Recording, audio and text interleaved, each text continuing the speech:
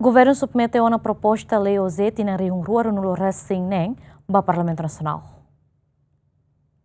Governo Liu-se Ministra Finanças Santina Cardoso acompanha o Primeiro-Ministro no membro Governo Balong e a quarta submeteu formalmente proposta lei OZE tinang reunião resinen ba Parlamento Nacional. Proposta orçamento montante bilhão rua resin acompanha o documento suplementar sira foi na aprovação proposta lei refere o Conselho Ministro. Foi entrega proposta para Presidente do Parlamento Nacional e em entrevista Primeiro-Ministro explica governo mai apresenta det proposta lei mai be decisão hotu e Parlamento Nacional. Prova que reduz, que aumenta, né?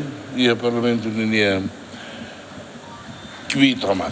Ani não sabe como manda. O Parlamento mas se decide bahira, to bahira. Né, a minha entrega de tira macareo, que depois me se dê, né.